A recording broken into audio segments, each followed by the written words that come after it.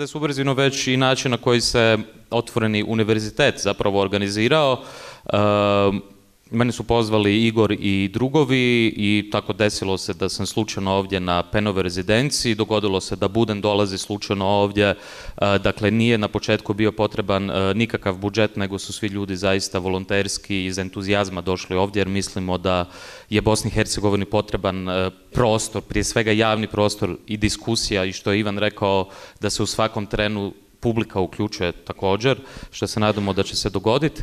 Da li ti misliš da ja kao neko ko je recimo deo jednog sistema, deo jednog sveta koji ima svoje zakonitosti i koji se ponašam prema tim zakonitostima, kao što je recimo ta industrija sporta, industrija fudbala, da li ja mogu da li imam pravo da budem subverzivan tu, a bez da, kako mogu da izbjegnem prigovor da sam ja isto deo toga? Ja kao amater pratim nogomet, uglavnom kad je svjetsko prvenstvo. U zadnje vrijeme više ni tada jer ne gledam baš često televiziju, ali prvi put sam zaista čuo strukturalnu kritiku na račun sporta, koja se ne tiče samo sporta, nego pokazuje i sustav koji je itekako povezan sa širim društvenim kontekstom. Pa recimo onda kada smo razgovarali o konceptu sociosa, dakle u Barceloni i u Bayernu i u nekim drugim klubovima gdje članovi zapravo imaju mogućnost, sada bojim se da ovo ne skrene potpuno u nogomet jer ću onda početi šutit, gdje članovi imaju mogućnost biranja upravnog odbora do neke razine suodlučivanja i sam si rekao u jednoj prilici da zašto se taj model ne bi preslikao na drugu društvenu zbilju. Mi smo u Hrvatskoj imali zanimljivi primjer da kada je krenula blokada Filozofskog, da su se zapravo istovremeno aktivirali navijači Dinama koji su rekli jedan član, jedan glas, što je bilo zapravo geslo na neki način i studentskog pokreta. Tako da ja vidim jako puno poveznica profesionalnog sporta i onoga što se zbiva, tim više da profesionalni sport je danas uz televiziju, uz Big Brothera, uz tabloide, vjerojatno najutjecajniji, da ga nazovemo medijem, koji utječe prije svega na mlade ljude i koji ima mogućnost mobilizacije, ajmo da tako kažemo, nacionalističkih tendencija. U tom smislu mislim ne da se može, nego se mora biti subverzivan, odnosno kritičan spram toga sustava i zato mi je to drago da se Ivan pojavi. Ja bih volio da ima više kolega mojih koji pričaju o sportu i u stvari o karakteru i prirodi današnjeg sporta i mene stvarno čudi taj neki recimo mrak što se tiče kritike sporta na levici samoj. Mislim da se levica ne bavi dovoljno sa profesionalnim sportom, imajući u vidu koliko je on zastupljen danas na globalnoj razini. Dobro večer opet. Na pitanje zašto, da li možete biti subverzivni? Bez obzira na to čime se bavite, da li se bavite profesionalnim sportom, zarađujete ogromne svote novca, ja sad govorim, parafraziram, bilo koji posao. Zašto opet možete biti subverzivni i prigovor ne stoje na vas? Zato što živimo u jednom svijetu u kojem ne možemo biti izolovani. Znači, moramo raditi da bi preživjeli. Ne možemo živjeti u nekom oblaku, nezavisni, onda hajmo reći neću kupovati ništa u pekari jer koristim novac, jer je to dio današnjeg sistema, ili neću koristiti industrijske proizvode jer je razvoj industrije dolazi sa kapitalizmom. Mi kao to želimo prevazići, odnosno želimo da razvijemo društvo. Mi ne možemo s te pozicije reći, eto, ja sam protiv, ja neću ničim se baviti što danas imamo. Prema tome, prigovori ne stoje na vas. Vi se možete baviti, vi znate kakav je sistem, vi poznajete sistem, znate kako treba ići protiv, ali živite u ovom i morate od nečega živjeti, morate nastaviti, morate svoju borbu hraniti sebi. Meni je bilo, ja sam se baš bavio sa tim, pošto jako je nelagodno kada sebe uhvatite u licemerju i jedna drugarica moja rekla stvarno jednu zanimljivu stvar, da polje aktivizma uvijek ide sa jednim poljem licemerja donekle i to je upravo to.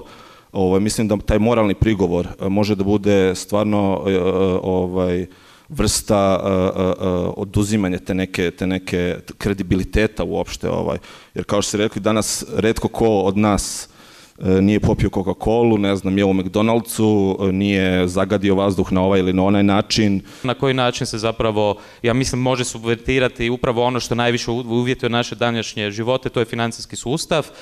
Jedan je neočekivano iz nogometnog svijeta, to je Eric Cantona, koji kada je izbio Occupy pokret rekao je, i tu onda možda dolazimo do zanimljivih tema koje se tiču i našeg podneblja i tisuća protesta, koji je rekao nešto jako zanimljivo i Occupy pokret je kasnije krenuo u to i mislim da je to najpozitivniji ishod Occupy pokreta sa takozvanom inicijativom Occupy Debt, gdje su oni zapravo počeli otplaćivati dugove građana koji su ostali bez duga, a to je, mislim, jako važno jer dug postaje danas ta paradigma koja uvjetuje naše živote.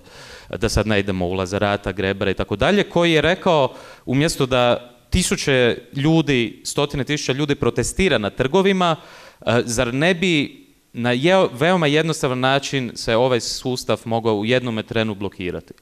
Svi koji imate ušteđevine u bankama, otiđite u banke, povucite svoje ušteđevine i krah.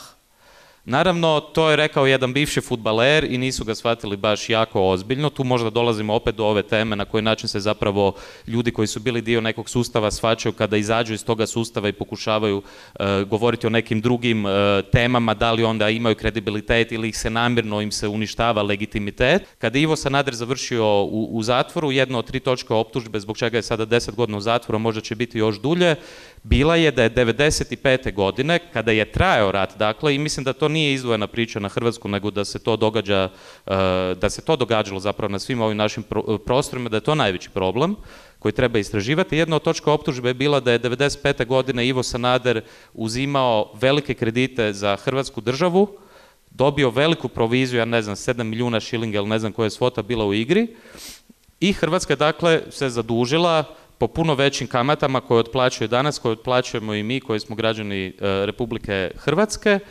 I sada se naravno pitanje postavlja zašto niko, recimo, dan danas u Hrvatskoj u ovome trenu ne postavi umjesto referenduma da se eto tih 1000 pedera ili lezbi ne može vjenčati, premda sam siguran da se 90% njih ni ne bi vjenčalo, zašto neko ne pokrene pitanje o reviziji javnog duga?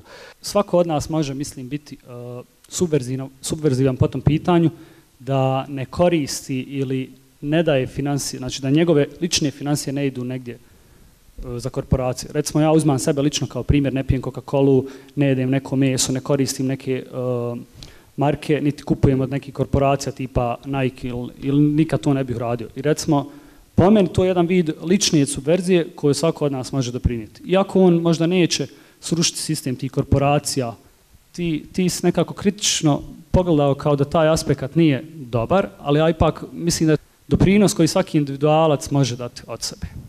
Ne, ja se slažem s tim da je ta perspektiva užasno važna ukoliko želimo ostati, da tako kažem, sami sa sobom na čisto i da znamo što radimo. Međutim, mislim da nije dovoljna i da upravo ono što je Ivan naveo, da ti ne možeš pobjeći od toga.